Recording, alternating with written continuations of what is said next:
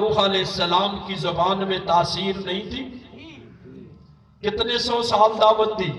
سب کو پتہ ہے 950 سال دعوت دی، کتنے لوگ مسلمان ہوئے؟ 80 یا 82 مسلمان ہوئے۔ تو میں پڑھی لکھی قوم سے پوچھنا چاہتا ہوں نا، مجھے بتا کیا نوح علیہ السلام کی زبان میں تاثیر نہیں تھی؟ تاثیر تھی، قوم نے اسے قبول نہیں کیا، اس لیے اس کے اثرات نظر نہیں آئے۔ دوسری طرف جاتے مشکات شریف تک میں یہ روایت موجود ہے، انبیاء کا باب شروع ہوتا ہے، آخری ابواب میں سے ہے، حضور کے معجزات اور اسماء وغیرہ کی باتیں آتی ہیں، تو وہاں انبیاء کی باتیں بھی آتی ہیں۔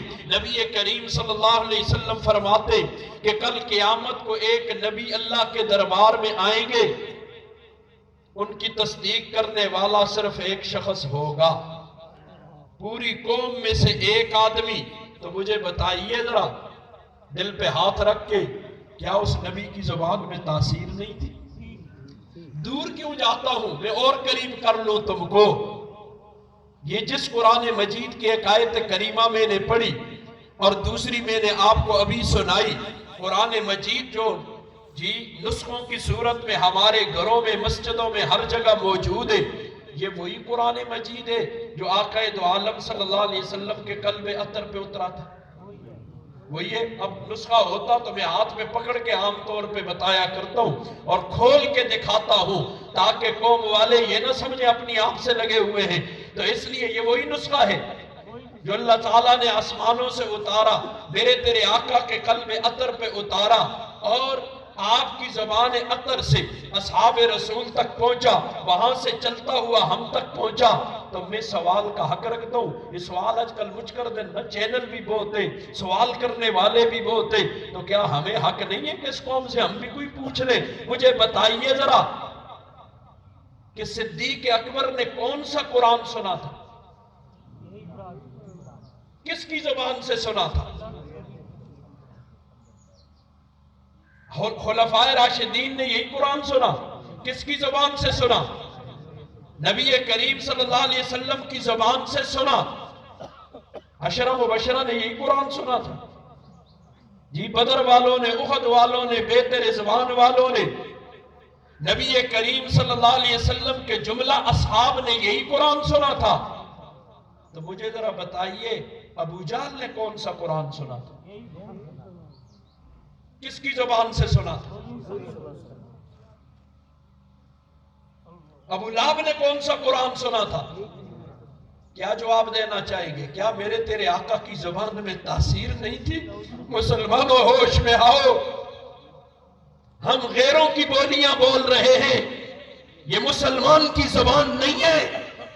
مسلمان ایسا سوچ بھی نہیں سکتا، ہماری زبانیں ہماری ضرور ہیں لیکن ان پہ بول یہودی رہا ہے، زبان میری ضرور ہے اس پہ بول عیسائی رہا ہے، زبان میری ضرور ہے اس پہ بول ہندو رہا ہے، زبان میری ضرور ہے اس پہ بول سیکولر طبقہ رہا ہے۔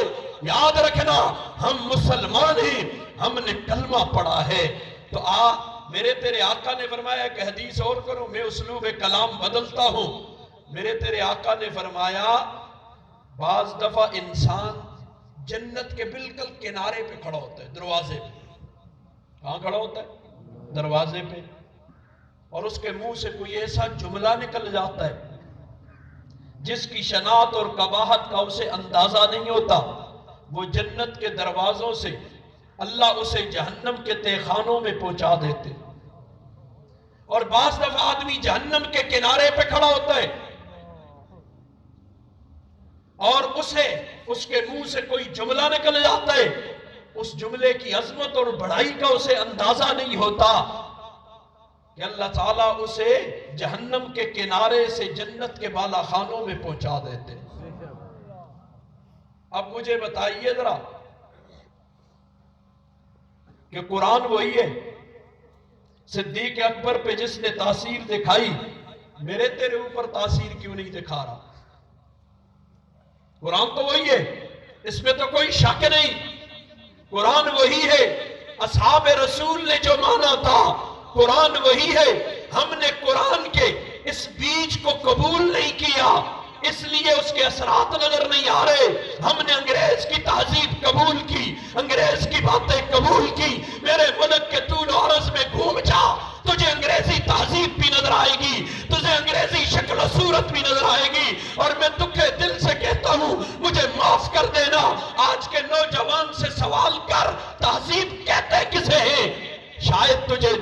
نہ دے سکے کہ تہذیب کہا کسے جاتا ہے، ثقافت کسے کہتے ہیں یہ نہیں جانے گا۔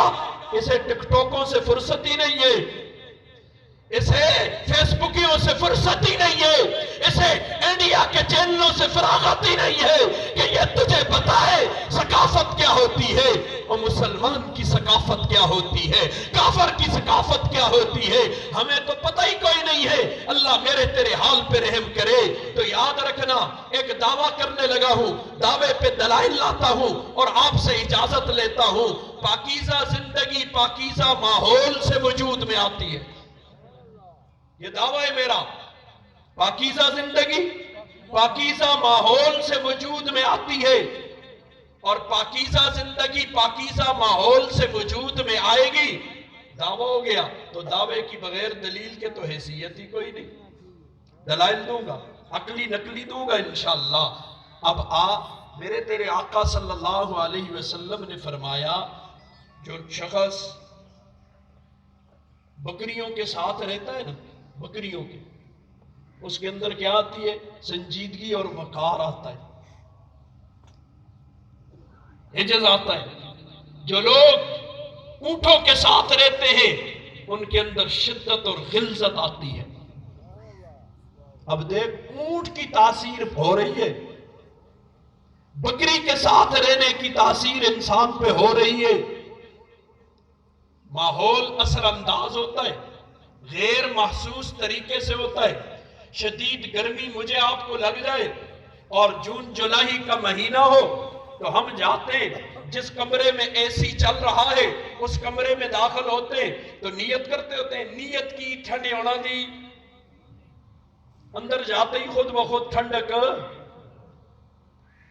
اسی طرح اب سردی آ رہی ہے، شدید سردی بڑھ جائے گی تو جس کمرے میں ہیٹر وغیرہ چل رہا ہو، آگ روشن کی ہوئی ہو، تو اس انگیٹھی اور آگ کے قریب ہم بیٹھنا چاہیں گے، ہیٹر کے قریب جائیں گے تو جاتے ہوئے ہم نیت کرتے ہوتے ہیں، نیت کی تھی میں گرم ہونا دی۔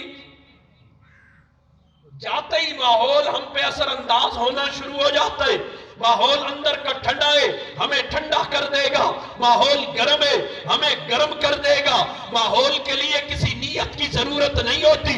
میں اور تو جب ٹی وی کی سکرین کے سامنے بیٹھتے ہیں ہم یہ سمجھتے ہیں ہمیں کہیں گمراہ ہونے کے لیے نیت کرنی پڑے گی۔ اللہ کی قسم نیت کی ضرورت نہیں، بیٹھتے ہی ان کے اثرات آنا شروع ہو جائیں گے۔ جس ماحول میں بیٹھے گا اس کے اثرات آنا شروع ہوں گے۔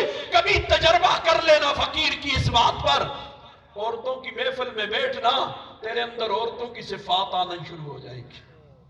مردوں کی مجلس میں بیٹھ، مردوں والی باتیں آئیں گی۔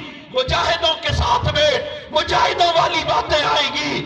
اور گانے باجے والوں کے ساتھ بیٹھ، ہمارے اندر وہی عادات آنی شروع ہو جائیں گی غیر محسوس طریقے سے، ہمیں پتہ بھی نہیں چلے گا۔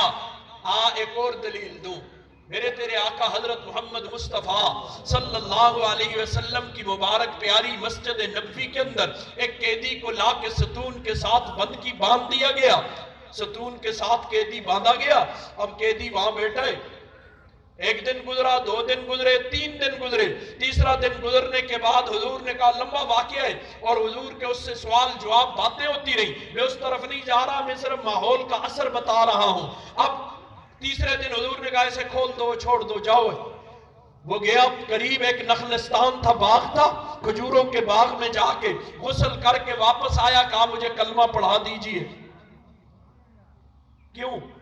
وہ مسجد نبوی کے ماحول میں اس نے صحابہ کو دیکھا، ان کے اعمال کو دیکھا، ان کی تلاوت کو دیکھا، ان کے ذکر اذکار کو دیکھا، ان کی تسبیحات کو دیکھا، ان کے معمولات کو دیکھا، نہ چاہتے ہوئے بھی اس پر اثرات اثر آنا شروع ہو گیا۔ کتنے ہی لوگ جماعت کے ساتھ چلے جاتے، رائیوڈ تو دیکھ ادھر ٹوپی بھی نہیں پہنتے، ادھر جا کے دیکھو پگڑی باندھے پھر رہے۔ کیوں؟ اس ماحول نے اثر کر دیا۔ وہاں جاتے ہی اور ادھر بڑا مجھے لے کے بیٹھاؤ ان لوگوں کے پاس جو اللہ رسول کے نافرمان ہیں، اللہ کی قسم 3 دن بیٹھاؤ، 3 دن کے بعد میرے اندر تبدیلی تمہیں واضح خود نظر آئے گی۔ جس قسم کے لوگوں کے ساتھ بیٹھیں گے وہ باتیں ہمارے اندر اثر انداز ہو جائیں گی۔ اب بات کی طرف آگے جاؤں، مولا روم اللہ ان کی قبر کو نور سے بھر دے. وہ فرماتے وہ ایک شخص تھا نا چمڑوں کو دباغت دینے کا کام کرتا تھا. چمڑے ان کو دباغت دیتا, قابل استعمال بناتے, جوتے بناتے, مختلف چیزیں. تو یہ چمڑا منڈی جو ہوتی ہے نا, ادھر بڑی خوشبو ہوتی ہے. آدمی جائے نا, کیا خیال ہے, آدمی جاتا ہے یہاں معطر ہو جاتا ہے, اس لیے کہ وہ چمڑا منڈی میں پہنچا تو وہاں بڑی خوشبو آگے سے آ رہی ہے. نہیں, وہ چمڑا منڈی میں کام کرتا تھا, چمڑوں کی دباغت کا کام کرتا, رات دن اس بدبودار ماحول میں رہتا تھا. اس لیے اب بدبو اس کی طبیعت ثانیہ بن گئی تھی, عادت بن گئی اس بدبو سے ادھر ادھر. اب ایک دفعہ اللہ کی شان, جاتے جاتے وہ عطاروں کے بازار میں چلا گیا. کہاں گیا؟ عطاروں کے بازار میں پہنچ گیا. عطاروں کے بازار میں پہنچا تو ادھر سے عود آ رہی ہے, ادھر سے شمامہ آ رہی ہے, ادھر سے امبر آ رہی ہے. خوشبوئیں جو اس کے ناک کو لگی تو بے ہوش ہو کے پرے گرا.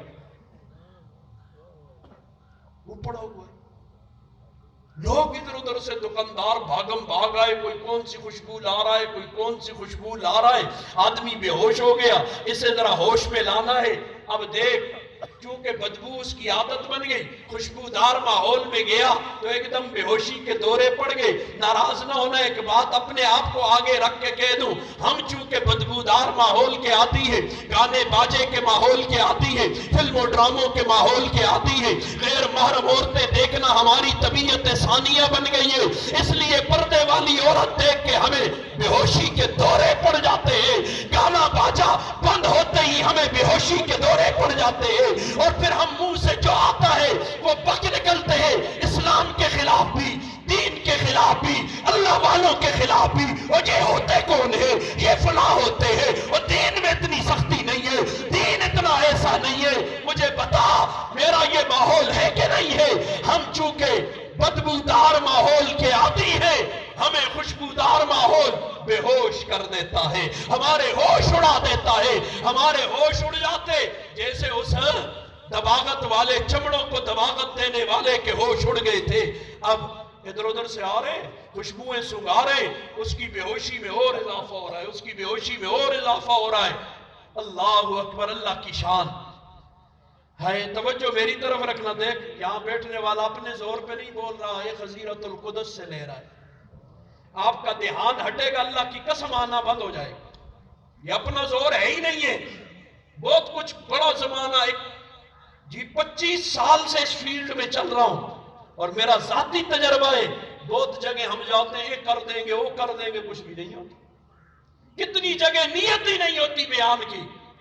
2:30 رات ایک جگہ میں تھا, یقین من, بالکل دیہاتی سی بستی سی, وہاں ہم پہنچے تو بس جا کے بھی بڑا طبیعت پہ بڑا بوجھ پڑ گیا, اور مجمع بھی بالکل ناشنا قسم کا تھا. میں نے کہا تھا کہ 10 منٹ بھی گل ہو جائے تو بڑی بات ہے, لیکن 2.5 گھنٹے لگے. اس لیے آپ اگر ادھر ادھر توجہ کریں گے, اللہ کی قسم اوپر سے آنا بند ہو جائے گا, بات بگڑ جائے گی. اللہ مجھے تجھے سمجھ عطا کرے.